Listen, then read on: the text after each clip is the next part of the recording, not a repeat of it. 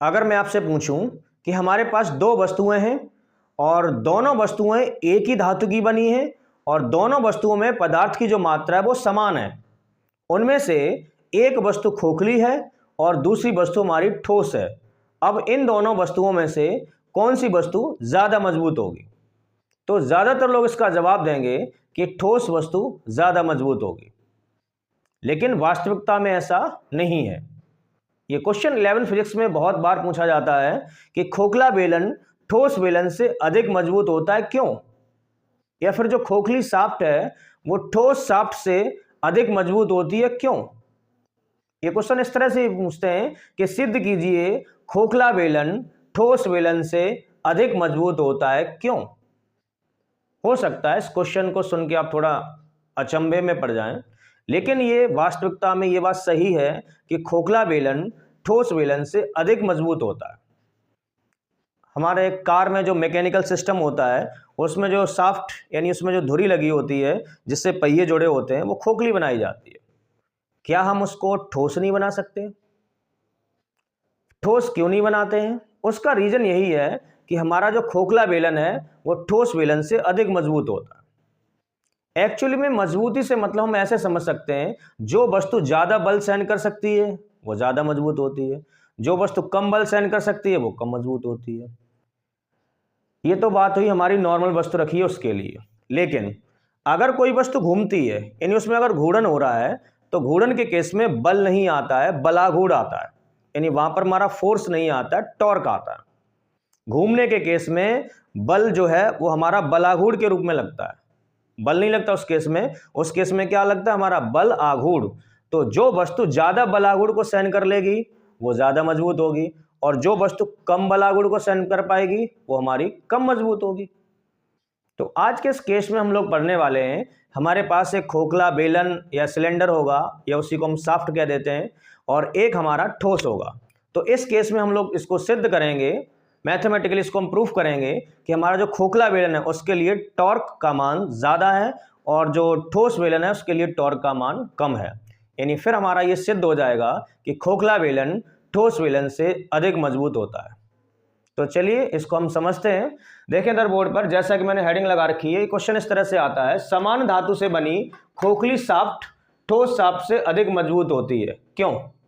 अथवा ये क्वेश्चन ऐसे भी आता है, सिद्ध कीजिए खोखला बेलन ठोस बेलन से मजबूत होता है। तो देखिए आज हम प्रूफ करेंगे इसको। इसमें हमने दो बेलन बनाए हैं और दोनों बेलन एक ही धातु के बने हैं, यानी अगर ये हमारा स्टील का है तो ये भी स्टील का है, यानी दोनों की धातु एक जैसी है और दोनों ही बेलन में जो पदार्थ की मात्रा है वो समान है। पदार्थ की मात्रा का मतलब जितना पदार्थ हमने इसको बनाने में यूज किया है उतना ही पदार्थ इसको लिया है। अब देखिए इसमें एक समानता और है, दोनों बेलन की जो लंबाई है वो समान है, यानी इस बेलन की लंबाई या ऊंचाई वो हमने मान लिया स्मॉल एल और ये ठोस बेलन है इसकी लंबाई या ऊंचाई स्मॉल एल और ये हमारा खोखला बेलन है इसकी भी लंबाई ऊंचाई है स्मॉल एन। अब दोनों ही पदार्थ हमारे एक ही पदार्थ से बने तो इनका दोनों का जो दृढ़ता गुणांक है, दृढ़ता गुणांक को हम लोग ईटा से दर्शाते हैं। ईटा, ये ईटा है, ये दृढ़ता गुणांक का चिन्ह है, इसका ईटा है तो इसका भी क्या है? ईटा।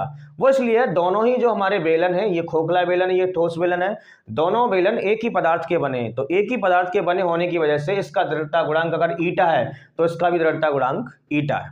और जो ठोस बेलन है इसकी त्रिज्या हमारी स्मॉल आर है और हमारा जो खोखला बेलन है इसमें बेलन के अंदर यानी दो त्रिज्याएं हैं, ये हमारा आंतरिक बेलन है जिसकी त्रिज्या स्मॉल r1 और ये हमारा बाहरी बेलन है या बाह्य बेलन, इसकी त्रिज्या है स्मॉल r2। यानी इस केस में हम देख रहे हैं r2 का मान ज्यादा है और r1 का मान कम है। अब खोखला बेलन ये अंदर से खोखला है और ये ठोस बेलन ये अंदर से पूरा हमारा ठोस है। बेलन समझे या इसको शाफ्ट कह सकते हैं या इसको धुरी कह सकते हैं। अब हमें ये प्रूफ करना है हमारा जो ठोस बेलन है इस पर जो बलाघूर्ण लगेगा वो है हमारा टाउ और जो हमारा खोखला बेलन है इस पर जो बलाघूर्ण लग रहा है वो हमारा टाउ डैश। अब अलग अलग लग रहा होगा तो इस केस में हमें ये प्रूफ करना है जो हमारा टाउ डैश है वो बड़ा होगा किससे? टाउ से। यानी इस केस में हमें ये सिद्ध करना है जो हमारा टाउ डैश है वो ग्रेटर देन किससे होगा? टाउ से। यानी इस केस में हम लोगों को ये प्रूफ करना है ये वाला, यानी इस पर जो बलाघूर्ण का मान लगेगा वो ज्यादा होगा कंपैरिजन टू इसके। यानी जब हम खोखले शाफ्ट को घुमाएंगे तो उस पर जो टॉर्क का मान लगेगा वो, यानी ये टॉर्क ज़्यादा सहन कर सकता है तो ज़्यादा मजबूत होगा, और ये ठोस बेलन कम टॉर्क सहन कर सकेगा तो इस पर कम होगा। तो यानी इस केस में हम लोगों को ये प्रूफ करना है टाउ डैश, यानी इस पर लगने वाला बलाघूर, यानी खोखले बेलन का बलाघूर ज़्यादा होगा ठोस बेलन के बलाघूर से। अगर ये हम सिद्ध कर लेते हैं तो इस केस में ये हमारा प्रूफ हो जाएगा, जो हमारा खोखला बेलन है ये अधिक मजबूत है ठोस बेलन से। तो चलिए देखिए, सबसे पहले हम ये इसके बारे में लिखेंगे। तो देखिए, जो मैंने आपको डायग्राम के बारे में समझाया वो मैंने ऊपर लिख दिया है। तो सबसे पहले आप हेडिंग डालेंगे, फिर इसके बाद लिखेंगे, देखें आप इसके बारे में लिखा है पहले इसके बारे में, फिर इसके बारे में। तो हमने लिखा माना स्मॉल एल लंबाई, देखिए माना स्मॉल एल लंबाई स्मॉल आर त्रिज्या, देखिए माना स्मॉल एल लंबाई स्मॉल आर त्रिज्या की ठोस शाफ्ट के पदार्थ का दृढ़ता गुणांक ईटा है, इसे ईटा पढ़ते हैं। इसे ऐंठने के लिए आवश्यक बलाघूर टाउ है, यानी इसको जब हम ऐंठेंगे, जब भी ऐंठन होगा यानी घूर्णन होगा, तो घूर्णन के केस में बलाघूर हमारा क्या है, टाउ है। हमने कुछ नहीं लिखा, ये हमारा ठोस बेलन है, इसकी त्रिज्या स्मॉल आर है, इसकी लंबाई स्मॉल एल है, और इसके पदार्थ का दृढ़ता गुणांक ईटा है, और इसको ऐंठने के लिए जो हमारा बलाघूर है वो टाउ है। अब बात आती है खोखले बेलन की। तो खोखले बेलन की लंबाई स्मॉल एल, यानी लंबाइयां दोनों की समान है, और दृढ़ता गुणांक इसका भी ईटा है। खोखले बेलन की आंतरिक त्रिज्या है स्मॉल r1 और खोखले बेलन की बाह्य त्रिज्या स्मॉल r2, और इस पर जो बलाघूर है वो हमारा टाउ डैश है। देखिए इसी बात को मैंने यहाँ लिखा है, माना स्मॉल एल लंबाई तथा स्मॉल r1 व r2 आंतरिक तथा बाहरी त्रिज्याओं का एक खोखली शाफ्ट के पदार्थ का दृढ़ता गुणांक ईटा है, इसको ऐंठने के लिए आवश्यक बलाघूर टाउ डैश है। तो सबसे पहले आप ये हेडिंग डालेंगे, फिर ये इसके बारे में इसका वर्णन लिखेंगे, वर्णन लिखने के बाद इसका डायग्राम ये दोनों बनाएंगे। तो अब हम इसके लिए निकालेंगे पहले बलाघूर टाउ, फिर इसके लिए निकालेंगे टाउ डैश, फिर हम दोनों की तुलना करके देखेंगे कि कौन ज्यादा आ रहा है। देखें, तो सबसे पहले हम यानी ठोस शाफ्ट या ठोस बेलन के लिए बलाघूर टाउ का मान निकालेंगे, यानी टाउ का सूत्र यहां पर लगाएंगे। देखिए यहां से करेंगे इसको, ठोस बेलन के लिए, बेलन की जगह पे शाफ्ट इस्तेमाल कर सकते हैं, शाफ्ट या बेलन एक ही बात है यहाँ पर। ठोस बेलन के लिए, ठोस बेलन के लिए हम लोग निकालेंगे बलाघूर, बल आघूर। तो देखिए बलाघूर का सूत्र इस केस में, इसको हमने टाउ माना है, टाउ इक्वल टू, यानी किसी बेलन के लिए अगर उसकी लंबाई एल है और उसका दृढ़ता गुणांक ईटा है और उसकी बेलन की त्रिज्या स्मॉल आर है, तो उस केस में बलाघूर टाउ का सूत्र मेरा होता है पाई ईटा, देखें पाई ईटा आर की पावर 4 और अपॉन होता है 2l। देखिए ये हमारा बलाघूर का सूत्र है, पाई कांस्टेंट है, ईटा दृढ़ता गुणांक हर पदार्थ के लिए अलग अलग होगा, आर है उस बेलन की त्रिज्या और एल है उस बेलन की ऊंचाई या लंबाई, यानी इसको हमने डाल दिया समीकरण नंबर 1। देखिए ये हमारा बलाघूर का सूत्र होता है ईटा के पदों में, यानी टाउ का सूत्र है ईटा के पदों में, यानी ये बलाघूर का फॉर्मूला है, इसको हमने पिछले लेक्चर्स में प्रूव भी किया है। टाउ है हमारा बलाघूर और ईटा है हमारा दृढ़ता गुणांक, तो ये बलाघूर का सूत्र है दृढ़ता गुणांक के पदों में, यानी ये सूत्र हमने इसके लिए लिखा ठोस बेलन के लिए। अब यही सूत्र हम लिखेंगे अपने खोखले बेलन या खोखली शाफ्ट के लिए, फिर हम दोनों की तुलना करके निकाल लेंगे कौन ज्यादा है कौन कम है। यानी अब हम निकालेंगे खोखले बेलन, खोखले बेलन के लिए, खोखले बेलन के लिए बलाघूर, यानी यहां भी वही निकालेंगे बलाघूर। अब देखिए खोखले बेलन का जो हमारा बलाघूर है उसको हमने क्या माना, टाउ डैश, ये अलग होगा तो इसलिए हमने इसको टाउ डैश सिंबल नाम दिया। आप कुछ भी दे सकते हैं, बस टाउ होना चाहिए, यहाँ पर 1 2 दे सकते हैं। तो इसका बलाघूर हमारा कितना है, टाउ डैश, तो इसको मैंने लिखा tau dash is equal to pi. देखिए सूत्र इसी को देख के लिख रहे हैं, हमारा सूत्र यही है पाई, तो पाई इसमें भी आएगा, पाई ईटा, इसका भी दृढ़ता गुणांक ईटा है, ईटा। अब देखिए यहाँ पर त्रिज्या एक ही थी तो मेरा आया था r की पावर 4, अब इसमें त्रिज्या हमारी 2 है, एक है हमारी बाहरी त्रिज्या r2 और एक है हमारी आंतरिक त्रिज्या r1। तो देखिए सूत्र का जो फॉर्मेट है हमारा पाई ईटा r की पावर 4 है। अब इसमें हमारी दो त्रिज्याएं हैं तो दो त्रिज्या इसी की फॉर्म में आ जाएंगी, बस हम करेंगे क्या, बाह्य त्रिज्या ज्यादा होती है और आंतरिक त्रिज्या कम होती है, तो बाह्य त्रिज्या में से आंतरिक त्रिज्या को घटा के लिख देंगे। तो ये फॉर्मूला इसी को देख के लिख रहे हैं पाई ईटा, तो यहाँ पर हम ब्रैकेट लगाएंगे कि हमारी दो त्रिज्याएं, इसको हम लिख सकते हैं r2 की पावर 4 माइनस r1 की पावर 4 और अपॉन नीचे वही है 2 और दोनों की लंबाई, इसकी भी लंबाई क्या है हमारी स्मॉल l। इसको डाल दिया समीकरण नंबर 2। गौर करें जो सूत्र हमारा ये है वही ये है, बस फर्क यहाँ पर ये है, देखिए पाई पाई ईटा ईटा 2 2, ये तो कांस्टेंट है, एल उसकी लंबाई, दोनों की लंबाई एल है तो हर में सेम आ रहा है, बस यहाँ पे अंतर ये आ गया, यहाँ पर आर त्रिज्या 1 है तो आर की पावर 4 है, यहाँ पर त्रिज्या 2 है, एक बाहरी त्रिज्या R2 एक आंतरिक त्रिज्या R1, तो उन दोनों का अंतर कर दिया, R2 की पावर 4 माइनस R1 की पावर 4, इसको डाल दिया समीकरण नंबर 2। ये सूत्र है बलागुण का दृढ़ता गुणांक के पदों में, बलागुण का दृढ़ता गुणांक के पदों में, ये ठोस बेलन के लिए है और ये खोखले बेलन के लिए। अब कुछ नहीं, इसके बाद हमारी मैथमेटिक्स है। अब हमारे पास दो समीकरण हैं, समीकरण 1 और समीकरण 2। अब हम 1 और 2 की तुलना करके देखेंगे कौन ज्यादा है। तो हम करेंगे क्या, समीकरण 2 में समीकरण 1 का भाग दे दे रहे हैं, 1 में 2 का भी दे सकते हैं, किसी में किसी का दे दो, हम बस यहाँ से रिलेशन निकालेंगे कि हमारा टाउ डैश ज्यादा है या टाउ ज्यादा है, इसको देखेंगे। तो हम क्या कर रहे हैं, समीकरण 2 में समीकरण 1 से भाग देने पर, समीकरण 2 में समीकरण 1 से भाग देने पर, अब भाग कैसे देंगे, LHS का LHS में, RHS का RHS में, तो इसके LHS में क्या, 2 में 1 का दे रहे, मतलब ये अंश में आएगा ये हर में आएगा, 2 में 1 का दे रहे हैं तो अंश में ये मेरा आएगा टाउ डैश LHS अपॉन इसके LHS, tau dash upon tau equal to, देखिए अब इसकी RHS को ऊपर ही रहेगी, इसको मैंने पहले लिया, इसकी RHS में क्या है, पाई ईटा ब्रैकेट R2 की पावर 4 माइनस R1 की पावर 4 और अपॉन ये चल रहा है मेरा 2L और अपॉन, अब देखिए इसके RHS में क्या है हमारा, पाई ईटा R की पावर 4 और अपॉन है मेरा 2L। गौर करें इधर, गौर करिए इधर, कुछ नहीं किया मैंने, इसकी LHS अपॉन इसकी LHS, इसकी RHS अपॉन इसकी RHS। अब देखिए कट रहा है, 2L से 2L कट गया, पाई ईटा से पाई ईटा कट गया, बचा क्या, अंश में ये बचा R2 की पावर 4 माइनस R1 की पावर 4 और इसमें बचा R की पावर 4। इसके बाद आप इधर आ जाना,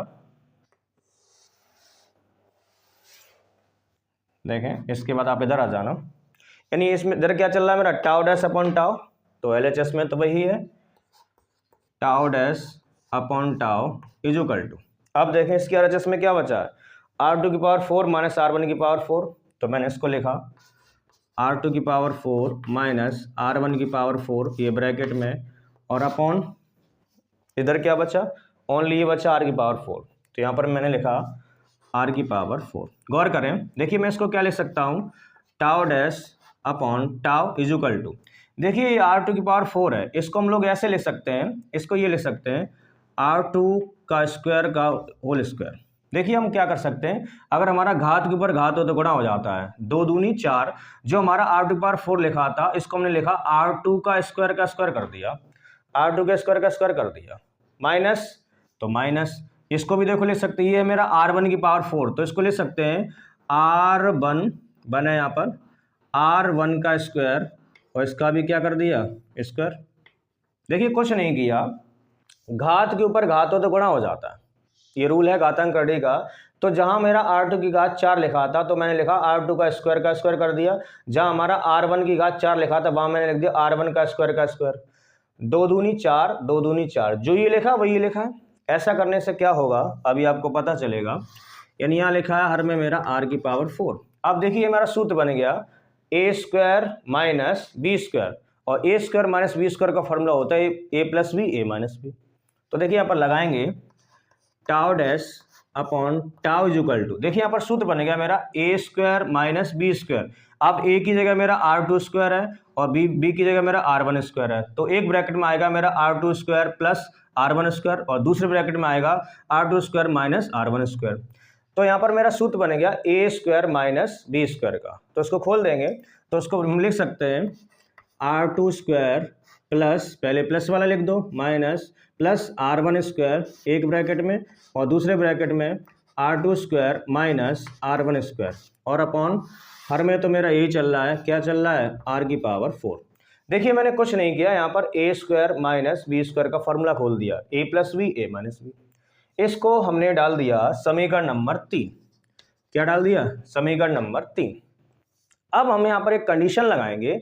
कंडीशन ये है कि हमारा जो दोनों बेलन हैं उनमें पदार्थ की मात्रा समान है, यानी जितना पदार्थ हमने इस बेलन को बनाने में लिया है उतना ही पदार्थ इस बेलन को बनाने में लिया है। तो जब दोनों के पदार्थ की मात्रा समान है, इसका मतलब क्या है, दोनों बेलन, ठोस बेलन और खोखले बेलन के जो आयतन है वो समान होंगे। मैं ये कहूं कि दोनों में पदार्थ हमने समान मात्रा में लिया है, इसका मतलब ये तो हुआ कि जो इसका आयतन होगा वही इसका आयतन होगा। इस कंडीशन को हम यहाँ पर यूज करेंगे, यानी दोनों बेलन में पदार्थ की मात्रा समान है। यहाँ पे लिखेंगे चूंकि दोनों बेलन में, दोनों मतलब ठोस और खोखला दोनों की बात हो रही है, चूंकि दोनों बेलन में पदार्थ की मात्रा समान है, पदार्थ की मात्रा समान है, पदार्थ की मात्रा समान है, इसका मतलब क्या है, इसका मतलब ये है कि दोनों के आयतन कैसे होंगे, समान, यानी दोनों की में पदार्थ की मात्रा समान है, इसलिए हम कह सकते हैं ठोस बेलन का आयतन बराबर होगा खोखले बेलन के आयतन के। इस कंडीशन को हमने यहाँ पे इस्तेमाल कर लिया, इसलिए ठोस बेलन का आयतन बराबर होगा किसके, खोखले बेलन के आयतन के, खोखले बेलन के आयतन के। सुने, ये कंडीशन, ये कॉमन सेंस है, यानी जितना पदार्थ हमारा इस बेलन को बनाने में यूज हुआ है उतना ही इस बेलन को बनाने में। इसका मतलब क्या है, जो आयतन हमारे खोखले बेलन का होगा वही आयतन हमारा ठोस बेलन का होगा। अब बेलन के आयतन का सूत्र हम लोग जानते हैं, बेलन के आयतन का सूत्र मेरा होता है पाई आर स्क्वायर एच। अब इसमें बेलन की ऊंचाई हमने एच नहीं मानी है, कितनी मानी है, एल। तो ठोस बेलन का आयतन मेरा बनेगा पाई आर, छोटे बेलन की तरफ, ठोस बेलन की त्रिज्या हमारी आर है, पाई आर स्क्वायर एच। अब एच ठोस बेलन की लंबाई हमारी क्या है, एल, इक्वल टू, देखिए हमारा क्या बन गया, सूत्र हमने लगा दिया pi r square h, pi r तो आर है स्क्वायर, एच की जगह हमारा एल है, इक्वल टू खोखले बेलन का आयतन। अब खोखले बेलन का आयतन, खोखले बेलन का आयतन क्या होगा हमारा, पाई, अब इसमें दो त्रिज्या हैं, एक है हमारी R2 और दूसरी हमारी R1। R2 है हमारी बाह्य त्रिज्या और R1 है हमारी आंतरिक त्रिज्या। तो हम त्रिज्याएं जब निकालते हैं इसमें तो R2 माइनस R1 करते हैं, जैसे हमने यहाँ भी किया था, R2 का 4 माइनस R1 का 4। उसी आधार पर यहाँ पर देखें पाई कांस्टेंट R। अब इसमें एक R नहीं है, इसमें त्रिज्याएं दो हैं, एक हमारी R2 है, एक हमारा R1 है, हम इन दोनों का अंतर निकालते हैं तो पाई आर स्क्वायर, यानी इसको हम लिख सकते हैं R2 square minus R1 square. और H, अब इस बेलन की भी ऊंचाई या लंबाई हमारी कितनी है, L, तो उसको भी हमने यहाँ पे लगा दिया L। देखिए कुछ नहीं, हमने बेलन के आयतन का सूत्र लगाया है पाई आर स्क्वायर एच, एच की जगह L है, उसकी हाइट L है, दोनों की हाइट L है, पाई आर स्क्वायर एच।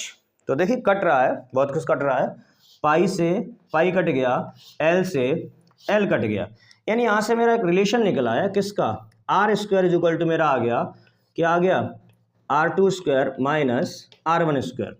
यानी यहाँ से हमने एक रिलेशन निकाल दिया, जो हमारा R2 स्क्वायर है, देखें जो R2 स्क्वायर है बराबर किसके, हमारा R2 square minus R1 square के। अब हम समीकरण 3 पर आ जाएंगे, इसके बाद आप इधर आ जाना, इसके बाद हम यहां से आएंगे समीकरण 3 से, समीकरण 3 से गौर करें, समीकरण 3 कहाँ है हमारी, ये टाउ डैश अपॉन टाउ, देखें यहां पर ये लिखा है हमारा tau dash upon tau equal to, tau dash upon tau equal to, गौर करें ये लिखा है मेरा R2 square plus R1 square, ये मैंने लिखा R2 square plus R1 square एक ब्रैकेट में, देखें यहां पर ये लिखा है हमारा R2 square minus R1 square. अब R2 square minus R1 square की वैल्यू हमने यहां से निकाली, देखें R2 square minus R1 square की जगह हम लोग लिख सकते हैं ओनली R स्क्वायर, ये मान हमने इसीलिए निकाला यहाँ पर R2 square minus R1 square, इसको लिखा जा सकता है हमारा R स्क्वायर। तो देखिए यहाँ पर मेरा ये लिखा है R2 square minus R1 square, तो हम इसकी बजाय हम इसकी जगह लिखेंगे ओनली R स्क्वायर। तो हमने यहाँ पर लिखा R स्क्वायर और अपॉन हर में जो चल रहा है वो चल रहा है, हर में क्या चल रहा है मेरा R की पावर 4, R की पावर 4। अब देखिए यहाँ R की घात 2 है, तो R की घात 2 से R की पावर 4 हमारा 2 बार कट जाएगा, तो क्या बचेगा, देखिए इधर tau dash upon tau equal to, अंश में बचा है मेरा, अंश में क्या बचा है R2 square plus R1 square और अपॉन हर में क्या बचा, जब 4 घात यानी 2 कट गई 2 बार, तो यानी यहाँ बचा मेरा आर स्क्वायर। क्या बचा, आर स्क्वायर। एक लाइन और answer, tau dash upon tau is equal to, देखिए यहाँ पर क्या है मेरा, यहाँ पर है are two square plus are one square upon, अब देखिए आर टू स्क्वायर को हम फिर लिख सकते हैं, आर टू स्क्वायर को क्या लिखा जा सकता है, आर टू स्क्वायर को लिखा जा सकता है are two square minus are one square, तो यानी आर टू स्क्वायर को फिर हमने वापस लिख दिया R two square minus are one square. अब इसको देखिए, इस समीकरण को आप देखिए, हमारा tau dash upon tau is equal to आ रहा है are two square plus are one square upon R two square minus are one square. यहाँ से क्या निकल के आ रहा है, यहाँ देखिए टाउ डैश का मान जो है हर में है, देखिए इसमें r two square plus are one square, इसमें मान जुड़ के आ रहा है और इसमें मान टाउ का मान घट के आ रहा है। घटने का मतलब ये है, आप इसकी वैल्यू जब भी निकालेंगे, किसकी, टाउ डैश अपॉन टाउ की जब वैल्यू निकालेंगे वो हमेशा 1 से बड़ी आएगी। कैसी आएगी, 1 से बड़ी। देखें बेलन की त्रिज्या बाहरी त्रिज्या ज़्यादा होगी और आंतरिक त्रिज्या कम होगी। जैसे बाहरी त्रिज्या हमने मान ली 4 और आंतरिक त्रिज्या हमारी 3, तो 4 का स्क्वायर प्लस 3 का स्क्वायर बट्टे 4 का स्क्वायर माइनस 3 का स्क्वायर, तो हमेशा ये मान 1 से बड़ा आएगा, हर हमेशा छोटा आएगा, अंश हमेशा बड़ा आएगा। यानी इस इक्वेशन को देख के हमें ये लग रहा है, इसको समझिए थोड़ा, इस इक्वेशन को देख के हमें ये लग रहा है इस केस में हमेशा अंश बड़ा रहेगा, हर छोटा रहेगा। अंश यानी अंश में जुड़ रहा है तो बड़ा रहेगा, वो हर में ये घट रहा है तो हमेशा छोटा रहेगा। यानी इसका मतलब ये हुआ, जब अंश बड़ा होगा हर छोटा होगा तो उसकी वैल्यू हमेशा 1 से बड़ी आएगी। कोई भी अंश बड़ा कर दे, अंश जैसे मेरा 10 है, हर 4 है तो 1 से बड़ा आएगा। अगर हमारा अंश बड़ा है हर छोटा है तो उसका मान हमेशा टाउ डैश अपॉन टाउ का मान 1 से बड़ा ही आएगा। जब 1 से बड़ा आएगा तो यहाँ से हम लोग सिद्ध हो गया, देखिए टाउ डैश ग्रेटर देन किसके होगा, टाउ के। देखिए यहाँ से हम समझ भी सकते हैं, इसमें इसका मान ये है, ये जुड़ के आ रहा है मतलब इसकी वैल्यू बड़ी है, इसकी वैल्यू घट के आ रही है, इसकी वैल्यू छोटी है। तो यानी यहाँ से हमने क्या सिद्ध कर दिया, टाउ डैश बड़ा है किससे, टाउ से। अब टाउ डैश किस पर बलागुड़ है, खोखले बेलन पर लगने वाला बलागुड़ है, और टाउ किस पर लगने वाला बलागुड़ है, ठोस बेलन पर। तो यहाँ से क्या सिद्ध हो रहा है, खोखले बेलन पर जो बलागुड़ लग रहा है वो हमारा बड़ा है, ठोस बेलन पर बलागुड़ लग रहा है उससे। तो इससे ये साबित हो जाता है जो हमें सिद्ध करना था। देखिए सिद्ध हो गया, खोखला बेलन ठोस बेलन से अधिक मजबूत होता है। क्यों, क्योंकि खोखले बेलन के लिए टाउ डैश का मान ज्यादा है, यानी वो ज्यादा बलागुड़ को सहन कर सकता है। जब ज्यादा बलागुड़ सहन कर सकता है तो इसीलिए गाड़ियों या कारों में हम लोग खोखले पाइप या खोखले शाफ्ट का यूज करते हैं।